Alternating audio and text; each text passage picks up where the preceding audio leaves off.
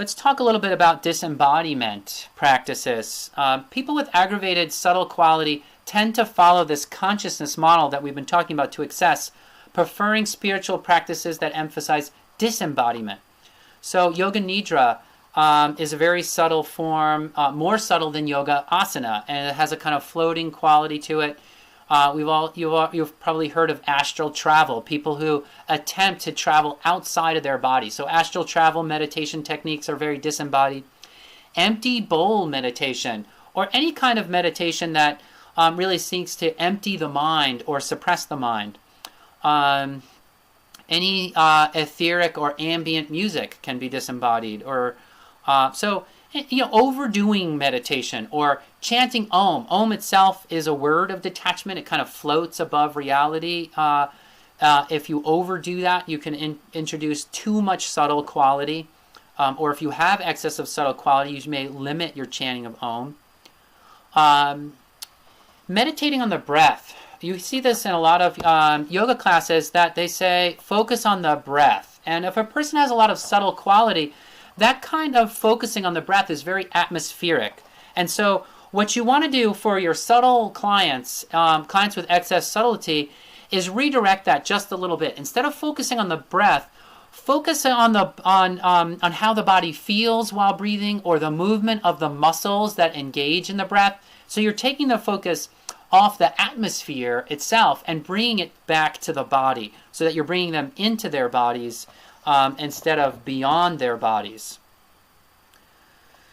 So feel the muscles move while you're breathing. Feel the breath hitting your nasal passages, perhaps.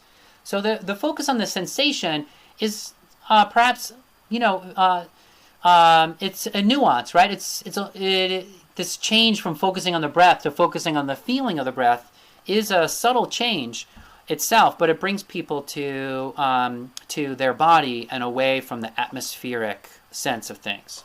All right, so what about over-identification with the thoughts, mind, or spirit? This idea that I think, therefore I am, is a spiritual belief that can aggravate subtle quality. If a person has excess subtleness, this belief can be problematic.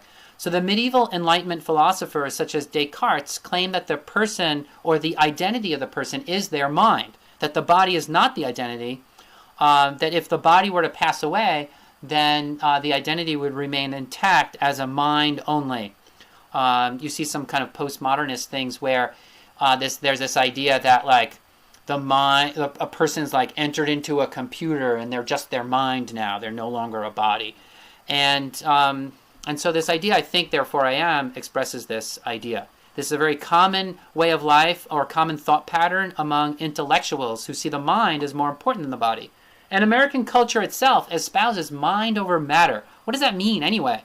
To say my mind over my body is what it means, and that can lead to ungroundedness. And that go, go, go, go, go attitude of American culture too can be very disembodying, and it causes the person to override their bodily cues in favor of their goals and their work. So spiritual people, I've talked about the people who over-identify with emotions and thoughts. Spiritual people in general see their identity as their spirit instead of the whole package.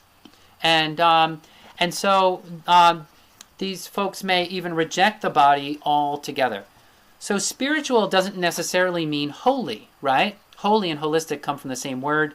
And a spiritual person over-identifies with their spirit.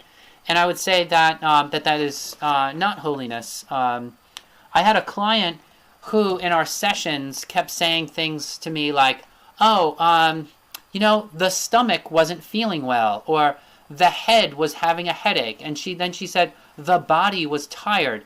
And after she said this for a while, after like a half an hour of listening to this, I kind of had to wonder, and eventually I asked her, why do you keep referring to your body in the third person? And she said that her guru had instructed her to speak this way to destroy attachment to the flesh. So this is the person who believes that their spirit is the most important thing and that the flesh is to be discarded. And I would say that that's not Ayurvedic. Ayurvedic emphasizes the body, the mind, and the spirit. The body is seen as the instrument of all good in some faiths, and we can't do without the body because then we can't do good things anymore. All of our good, kind, and charitable acts not only require that we have a body to do them, but something is good, kind, and charitable because it has an effect on another person's body and their real, material, important body. So other people's bodies are also important.